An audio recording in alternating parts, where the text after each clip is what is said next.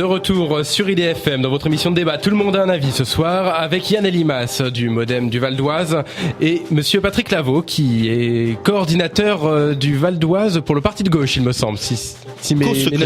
Co-secrétaire, excusez-moi. On est à la parité, il y a un homme, une femme. D'accord. Bon. On en parlera tout à l'heure de la parité d'ailleurs. Troisième sujet avant ça, la démission du pape Benoît XVI. Le pape Benoît XVI a annoncé lundi qu'il renoncerait à poursuivre son pontificat à partir du 28 février prochain à 20h. C'est la première fois dans l'histoire qu'un souverain pontife en exercice démissionne. Le seul précédent dans l'histoire étant la démission du pape Célestin V en 1294, avant même d'être couronné. Là, ça fait un peu preuve d'histoire, mais bon. La démission du pape est argumentée par le fait que le monde va beaucoup trop vite pour un homme de 86 ans et il souhaite que son successeur soit plus jeune afin de mieux pouvoir répondre aux attentes des fidèles. Qu'en ont pensé les réseaux sociaux? Amaury Baudard. Un des tweets les plus repris a été celui d'Olivier Galzi qui citait Monseigneur Gaillot. Benoît XVI n'a pas été un bon pape, il entrera dans l'histoire grâce à sa démission. Jacques Sparrow s'interroge, comment garder la foi quand même le pape démissionne? Nous vivons une époque bizarre. La meilleure blague revient à Benoît XVI. Blague à part, beaucoup de questions aussi. Quand un pape démissionne, doit-il pointer au Jean-Paul Emploi? Demande The Lighters. Rapidement vient la question du bilan. Pour Virginie, on perd le seul pape ayant rencontré Jean-Marie Bigard et ça c'est triste. Jérôme estime que Benoît XVI n'aura pas marqué l'histoire et propose même de l'appeler le souverain pensif. Un dernier signe d'humour de droite, signé d'humour de droite, c'est dur. C'est vrai que lorsqu'on ne veut pas utiliser de capote, le mieux c'est encore de se retirer. C'est vilain ça.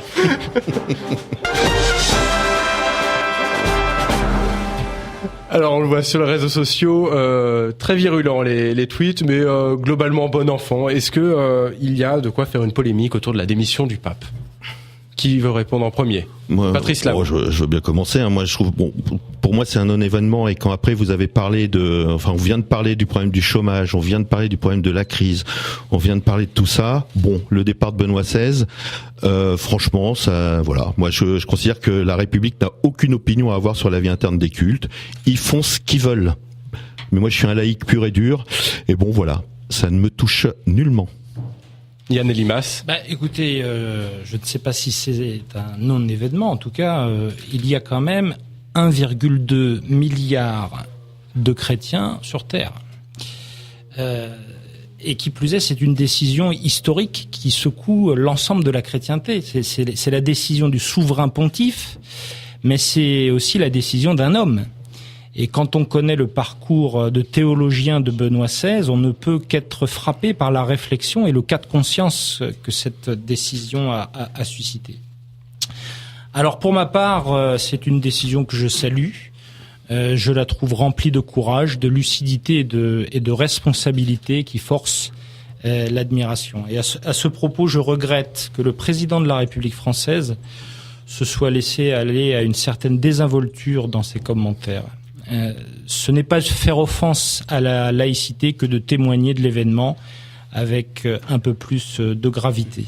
D'autant que le pape a précisé les motifs qui l'a mené à démissionner. Il a dit « Le monde est sujet à de grands changements et agité par des questions de grande importance pour la vie de foi. Il faut un corps et un esprit vigoureux pour y répondre. » Autrement dit, le combat de l'humanisme et le combat pour l'humanisme n'est pas derrière nous.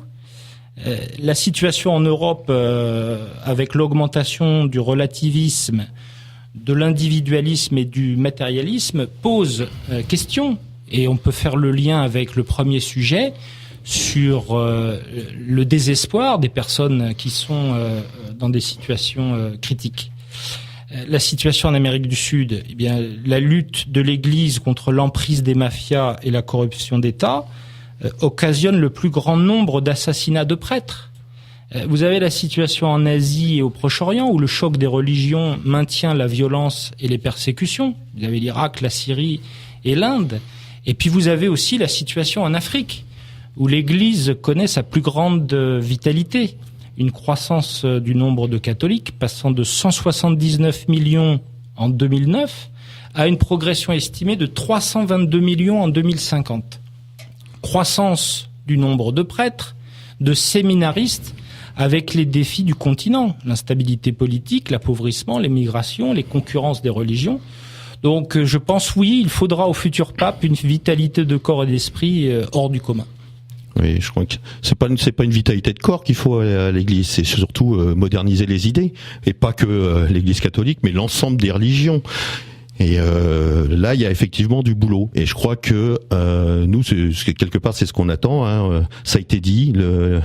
La religion, c'est l'opium du peuple. Et effectivement, pendant que on est autour de la religion, on se préoccupe pas des vrais problèmes et des vrais soucis. Et donc moi, la personne qui est amenée à se suicider, à s'immoler, ça ne me satisfait pas de penser qu'elle peut avoir un jour meilleur ailleurs. Non, il lui faut un jour meilleur ici. Justement, moi, je voudrais rebondir sur ce que vous dites. Est-ce que, par exemple, on parlait du chômage tout à l'heure, les personnes sans emploi qui se trouvent dans des situations extrêmes, prêtes à s'immoler justement, est-ce que le fait de se réfugier dans la religion, ça peut pas être un mal nécessaire, on va dire, selon vous? Oui, la religion, la drogue, l'alcool, on peut en trouver d'autres. Il y a quand même quelque chose. La religion fait quand même moins de mal à la santé que la drogue et l'alcool.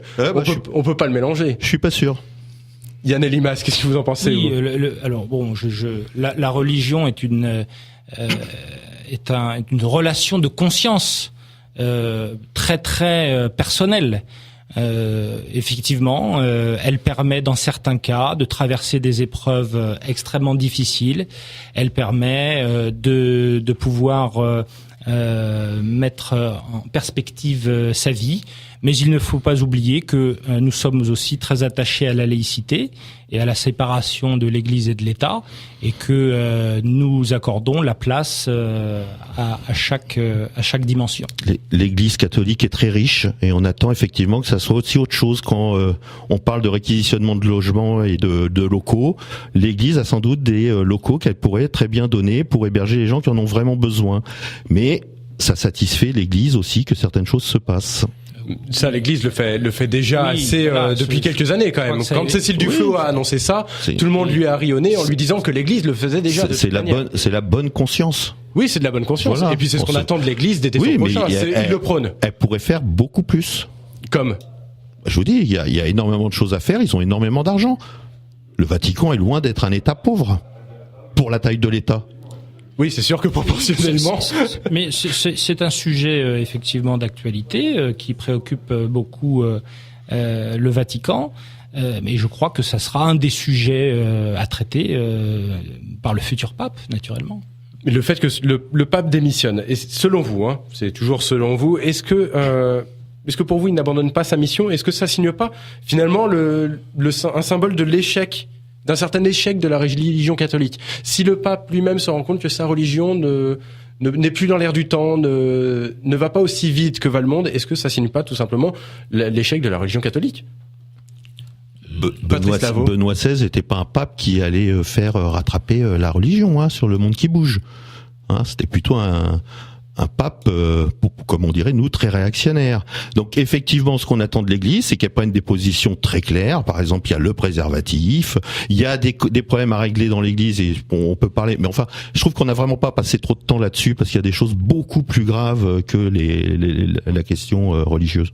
Yann Elimas, 20 secondes. On a vu l'agonie du pape Jean-Paul II, et je crois que peut-être que Benoît XVI n'a pas voulu rééditer cette fin de règne. Et pour ma part, je salue encore une fois le courage, la responsabilité et la lucidité de cette éminente personne et de cette décision. Voilà, mais comme vous êtes responsable politique, on va dire que vous saluez le chef d'État et non pas le chef de l'Église catholique. Oui. Quatrième sujet dans 2 minutes sur IDFM. 3 femmes au Conseil constitutionnel, c'est du jamais vu, c'est une première. On en débat dans quelques instants dans Tout le monde a un avis. À tout de suite. En Ile-de-France, écoutez IDFM sur 98 FM. IDFM, toujours plus proche de vous.